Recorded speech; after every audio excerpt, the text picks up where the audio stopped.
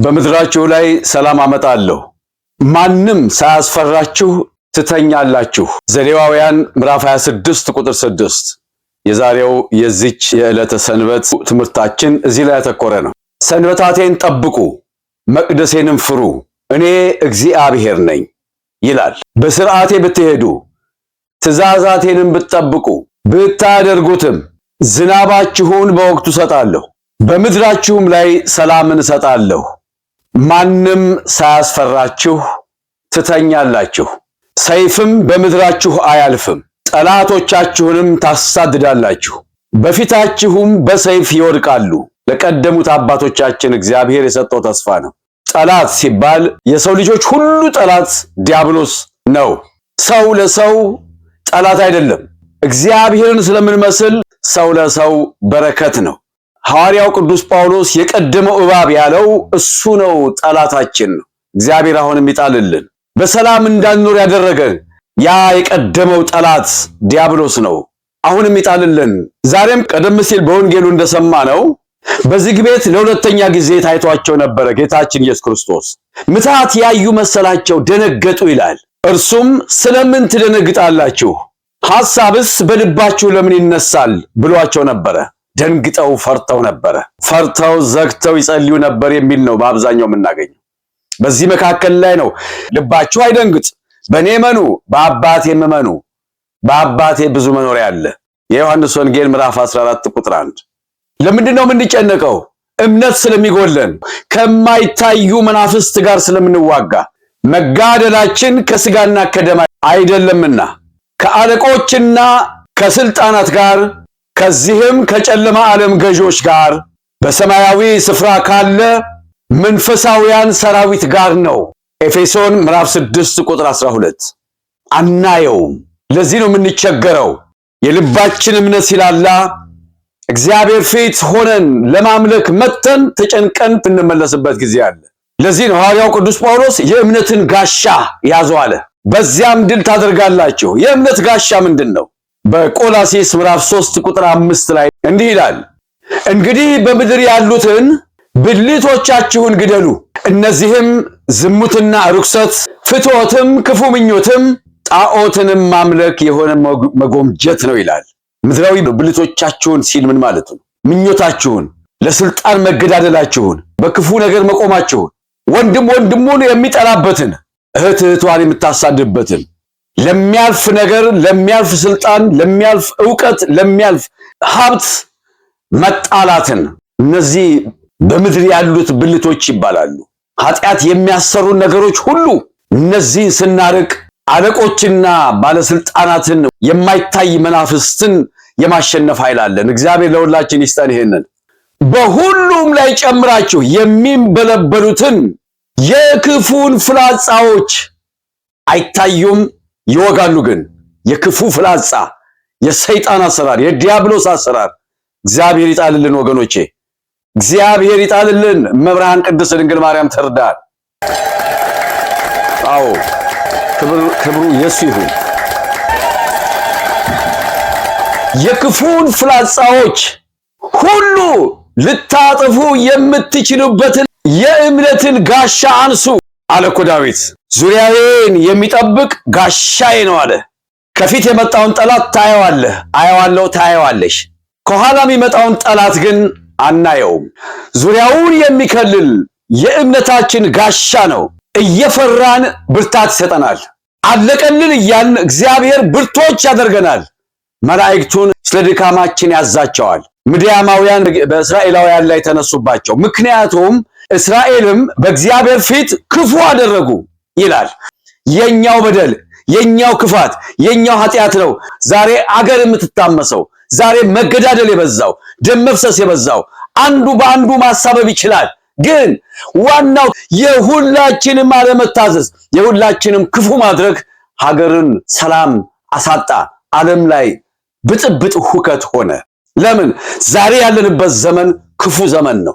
እስራኤልም በእግዚአብሔር ፊት ክፉን አደረጉ ይላል። ስለዚህ ማንን አስነሳባቸው? የማያምኑትን ምድያማውያንን አስነሳባቸው። እንደዚህ ነው እግዚአብሔር።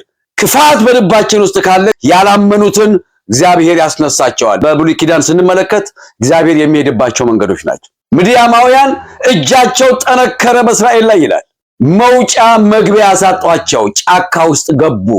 እህል እንኳን አብስለው መብላት አልቻሉም።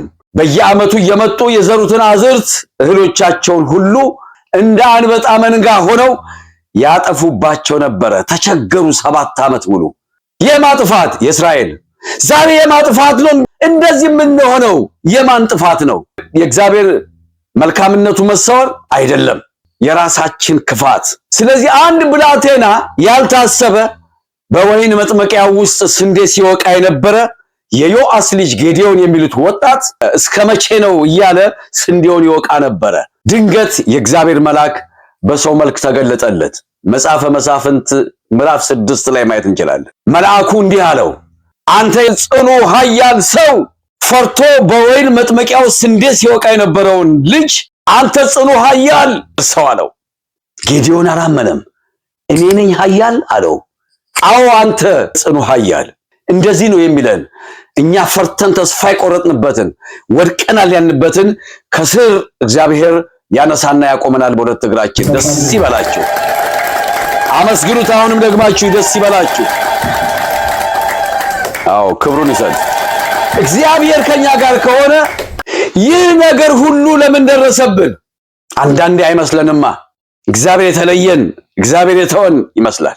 የሚታወቀውን እግዚአብሔር ከመታወቅ የሚያልፈውን ክርስቶስን ነው ማምለክ። እመቤቴ ቅድስት ድንግል ማርያምን ነው መማፀን። በቤተ መቅደስን ብንመጣ መቅደሴን ፍሩ አለ እኮ። ሰላምን እንድሰጣችሁ ማንም ሳያስፈራችሁ እንድትተኙ መቅደሴን ፍሩ። ለምን? ሰላምን ለማግኘት። ለምን? ልባችን እንዳይደነግጥ መቅደሴን ፍሩ አለ እኮ ጌዲዮን። እግዚአብሔር ከግብፅ አውጥቶናል ብለው ይነግሩን የነበረው ተአምራቱ ወዴት አለ? የት አለ? እግዚአብሔር አለ። እግዚአብሔር አለ በክብሩ በዙፋኑ። እግዚአብሔር አለ፣ እኛ የሌለ ነው። የሙሴ እህት ማርያም ባህሩን በሚያስደንቅ ሁኔታ አሻገራቸው አይደለ? ለምን ወጣን ምናምን ብለው ነበረ።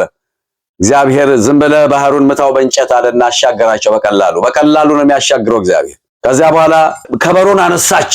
ስሙ በክብር ከፍ ከፍ ብሏልና፣ ስሙ በክብር ከፍ ከፍ ብሏልና፣ ለታላቅ ስሙ ለቅዱስ ስሙ ይድረሰው ምስጋና፣ ለታላቅ ስሙ ለቅዱስ ስሙ ይድረሰው ምስጋና። ፈረሰኛውና ፈረሶቹ አልቻሉም ባህሩን ለመሻገር፣ እሱ ቆሟልና ከፊታቸው ድንቅን የሚሰራ እግዚአብሔር። ለታላቅ ስሙ ለቅዱስ ስሙ ይድረሰው ምስጋና። ምስጋና ይድረሰው። ከፍ አድርጉና መስግኑ። እግዚአብሔር ይመስገን። ታላቅ ስሙ፣ ኃያል ስሙ እሱ ካለ መካከል ልብ ውስጥ ገብቶ ሐሳብ አያስጨንቅም፣ ድንጋጤም ይወገዳል። ጎልያድን ስንመለከት እኮ ተራራው ላይ ሆኖ ፍልስጤማውያን በዚህ ተራራ፣ እስራኤላውያን በዛ ተራራ ሆነው አንድ ሰው ላኩ ካሸነፈኝ እንገዛለን እያለ 40 ቀን ሙሉ ሌትና ቀን ዋነኛ ጀግና ይሉታል። እንደውም ጎልያድን ዋነኛ ጀግና የነበረው ጎልያድ እንዴ! ይገርማል እኮ ስሙ የሰየሙለት ዋነኛ ጀግና። ቁመቱ 6 ሜትር። ምን ያልታጠቀው ነገር የለም። ብረት በብረት ነው ሰውነቱ። ወጥቶ በቃ ይፎክራል። 40 ቀን ሙሉ ፎከረ። ባንዲት ሕፃን አዋረደው እግዚአብሔር። ለእግዚአብሔር መሻገሪያው ትንሽ ናት። ለኛ የከበደን ለእግዚአብሔር ትንሽ ነው። አሁንም ትንሽ ያደርግልን። የሀገራችንንም ሰላም፣ የዓለምን ሰላም፣ ፍቅር፣ በረከት እግዚአብሔር ያወርድልን። ዳዊትን ከመንደር አስነስቶ ከበግ ጠባቂነት ምግብ ሊያደርስ ሄደ። ምንድነው አለ? አርሄ 40 ቀን ሙሉ እኮ እየፎከረብን ነው አለ። አንድ ወታደር ነገረው። ወንዝ ወረደና 5 ጠጠር ለቀመ። በጎች የሚጠብቅበት ወንጭፍ ነበረው። ወንጭፉን ይዞ በኋላው በኩል መጣ። አንተ ደግሞ ማን አለው? ዛሬ አንተ በምትገዳደረው በእግዚአብሔር ኃይል መጥቼብሃለሁ አለው። እሱ ነው እኮ ውጊያ ማለት። ምክንያቱም የጎልያድ የክፉ መንፈስ ነው። የዳዊት ግን ሰልፉ የእግዚአብሔር ነው። ኃይል የእግዚአብሔር ነው። አሁን የኪዳን ልጆች እስራኤላውያንና የፍልስጤማውያን ጦርነት ነው። በሚያመልኩና በማያመልኩ እዚህ ውስጥ እግዚአብሔር አለ። በዳዊት ወንጭፍ ውስጥ እግዚአብሔር አለ። ጌዲዮንን ቅድም እንዳለው አንተ ታሸንፋለህ፣ ነፃ ታወጣለህ ከምድያማውያን እጅ ሲለው እኔ እያለ እንደገረመው እግዚአብሔር ኃይል አለው። የዳዊት ጦርነት የእግዚአብሔር ነው፣ ሰልፉ የእግዚአብሔር ነው አለው። አስተካከለና ወረወረ። ክፍት የሆነችው ቦታ ላይ ቀጥታ ገባችና ወደፊቱ ወደቀ።